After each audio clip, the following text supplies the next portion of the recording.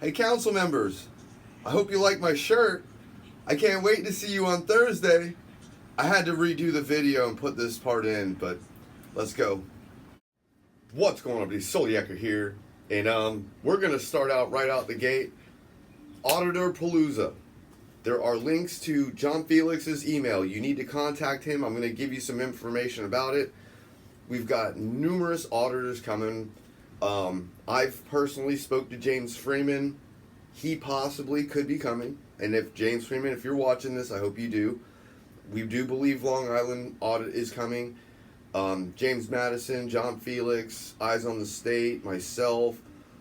I mean, the list is only getting bigger and bigger. You need to talk to John Felix. He has all the details on who's coming. You need to talk to him. It is $100, but it does include food all day.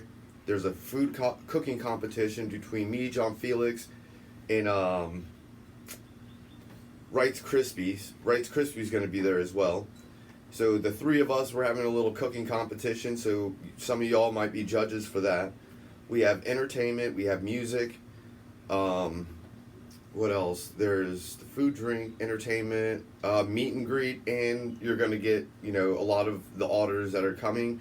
We're all going to be speaking at this so that you get, it's an all-day event. But if you're interested in this, I know it's $100. It sounds expensive, but trust me, it is up in Pensacola. And I'm telling you, just between the food, the drinks, and the entertainment, and the auditors, it's worth it.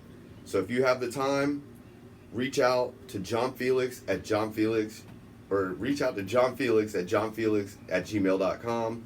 All the links will be at the very top, and I will try to put it in the pinned comment so that you can, get a hold of John. He's got all the information. This is his event. I'm just helping promote it because I think there's only like 70 tickets left. They've already sold 130. So if you want to get in on this, there's only 70 tickets left, and it's not until October 19th. So get them now, because once they're sold out, we may open up a few more seats, but I think we're going to cap it at 200. But this is John Felix's thing, so we're going to leave it at that. And now back to your regularly scheduled program. Alright, we're going to hop straight into this video. This video is about me calling out Jennifer.poirrier about not living in Clearwater, and we're going to play the clips and we're going to go over it, but we just need to get started because there's a lot of information to go over. So let's get started.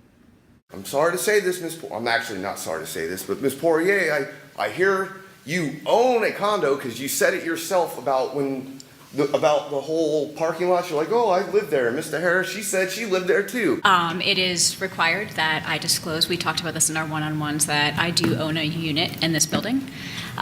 Jeremy will go over that this agreement has been in place since 2009. It predates my even employment here. And what you're looking at is from the previous city manager. So even this contract predates your employment at Clearwater. And pay attention to letter E right there. That's going to be very important. And as you just heard, she was employed somewhere else in 2009. And I want you to pay very close attention to Jennifer, I'm guessing Valdez or Valdez or something, whatever. And you'll see right here at the bottom, June 2009 or April 2009. Right? Pay attention because it's going to make sense here in just a second. But the funny thing is that's not her homestead. If she doesn't live in Clearwater, how does she hold that seat? No, but I would just like to make a comment about, just to correct the record for the council and for our residents and regarding my employment contract. So I am in compliance with my employment contract. I do reside in Clearwater by definition. That is explained in the contract. I understand that for some members of the public that try to look for that, because my address and my family's address is protected, that information is not easily available. But we do have it in writing from the property appraiser's office that I have complied, and that information is in both the legal department and in the HR department. Well, I guess you are just that stupid. You can't be that stupid, but you are. Now we're going to get into the receipts of all this. as you can see over here to the right, you've got Frank Hibbard. He's the mayor. And then down at the bottom left corner, that's going to be the day, that's John Jennings and the date that he was hired. And now we're going to get into this council meeting of the day he got fired. And you know, you read this and it's like, man, they all voted unanimously for him to lead this administration. But let's hear what the mayor has to say about this. Let's see. Discuss the employment status of the city manager, John Jennings. I'm going to go ahead and start and believe that some of the failure is my own. I can only speak for myself. So I consider this somewhat of a failure on my part as well. But I also have been in management for many years. And I believe when you identify a problem and you do not believe that somebody is a good fit, it is best to identify that and move on.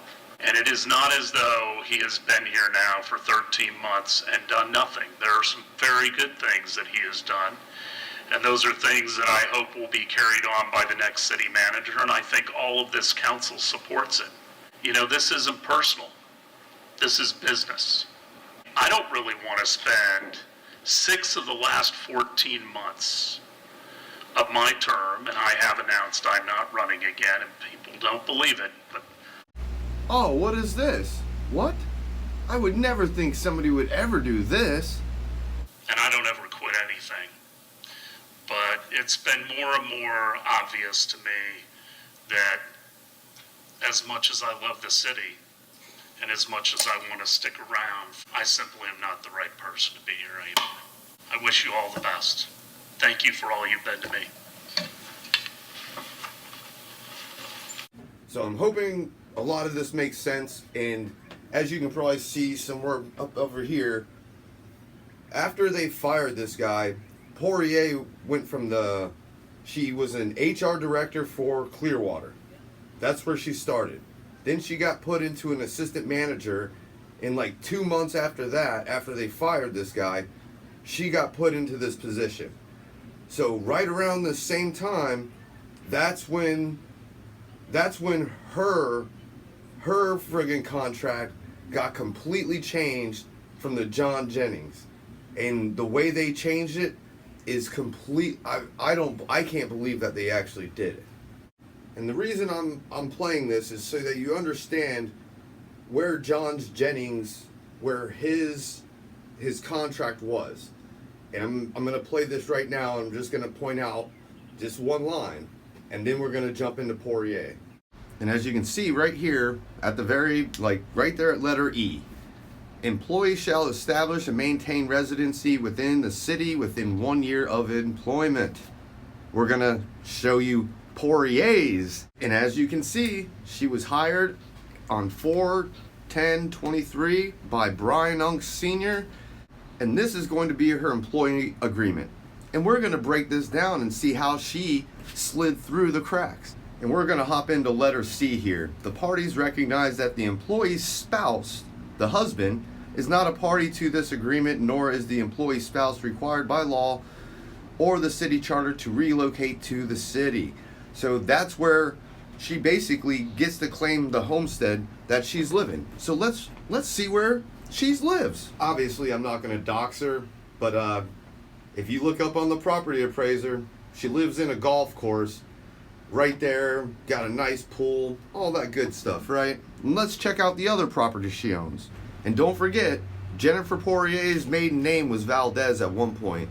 And so you have a Kalia Valdez, you've got Jennifer Poirier and Adam Poirier living in this 1-bedroom, 1,000 square foot condo in Clearwater. Which one do you think they're living in? Now I want you to pay attention to Section A. Section A was very much like John Jennings, like his, residency within a year, la la la la la. And the thing is that it says in here that they should change their driver's license, their voter's registration to reflect the key thing is that the rental or purchased residential dwelling. And so that's what Poirier's getting to when she says this. That's not her homestead. If she doesn't live in Clearwater, how does she hold that seat? I am in compliance with my employment contract. I do reside in Clearwater by definition that is explained in the contract. Like I said, the difference between these two different contracts that they have signed for their employee contract or whatever are completely different. You can see John Jennings, and then you can also see Jennifer.Poirrier's. And whatever they did, they changed a lot because her husband works as a St. Pete deputy chief fireman. So they did all this that you're looking at just for her so that she didn't have to move to become a resident of Clearwater. And talk about special treatment. So I am in compliance with my employment contract. I do reside in Clearwater by definition that is explained in the contract. Well, let's talk about the city charter. Ordinance number 8260-11. It says number 2, board of the city, or board means board, committee, authority, or other entity established by an ordinance or resolution adopted by the city council or by a special act by the Florida legislation relating solely to the city, for which the city council has authority to establish the qualifications for membership. Then we're going to go down to B. Resident means a natural person who resides within the city of Clearwater. Where there is a residency requirement for board membership, one of the following shall be accepted as proof of residency: current voter's registration within city limits, or possession of a valid current Florida driver's license issued and address within the city limits, or a declaration of domicile filed with the city clerk affirming residency within the city. So basically, in a nutshell, this ordinance that they're supposed to be following for all people up on that dais, for anybody that is up there, they're supposed to be a resident. This is part of their charter, part of their ordinance. They're supposed to follow this. But then, when Poirier, when she gets her opportunity to get in, they put her in, and then somebody, and I'm guessing it's Mr. Zipperhead Margolis. Yeah, I'm thinking you are the one that redrafted this in the way that you did, because when we look at section B, oh man, geez, I wonder what all that's about. I wonder how'd you get to do all that? Geez, I wonder. I mean, all the stuff that you're looking at isn't part of their charter, and it wasn't part of John Jennings, his past employment. But for her, they give her the world. They gave her the world. She makes $240,000, and if you don't believe me, here's the screenshot, and here's also that's actually in her agreement, that how much she would be paid. So I don't know, man. This road is getting a little too deep for me, and I'm like, this is crazy what these people do, and they ignore the words that come out of my mouth, other people's mouth. They ignore all the money that they waste, and they wonder why we keep coming back, and they're like, they're being so mean to us. They're acting childish. I told you I wasn't the one. And you know something? All you did was open your mouth, and every time any one of you council members open your mouth, like Mike.Mannino did on a podcast, just like Poirier opened her mouth, the more you open your mouth and the more I fact check it, and then, like I said, I'm getting whistleblowers coming out the friggin' woodwork. I'm not joking. I've got them in Dunedin. I've got them in St. Pete. I've got them in Treasure Island now. And the last one I just got, where was that last one? It just came in. Well, trust me, they're coming out the woodwork. Everybody's trying to reach out to me saying, hey, I got dirt on so-and-so. I got dirt on so-and-so. And the more I keep getting, I'm like, it's an overload. I don't know what you guys have done in your past and what you're doing in the future. I just know you might want to friggin' keep your mouth shut. That's what I've said from the beginning too. I was like, hey, the less you talk and the less you guys screw up and the less millions of dollars you spend, the more likely I'm going to leave you alone. But don't forget, we have Auditorpoolza. All those links are in the description. They will be in the pinned comment. If you have the time, it's up in it's on October 19th up at Pensacola, Florida. A lot of people, a lot of food, a lot of entertainment. Just, it's going to be a great time. And if you can, you need to reach out to johnfilax@gmail.com. Get in touch with him because he's got all the information, and we're kind of vetting a lot of people. So we're making sure that the trolls just don't show up. So anyway, don't forget hit that like, share, and that subscribe button. And like I said, Mr. Mannino, I hope you respect my First Amendment right. Fuck all y'all.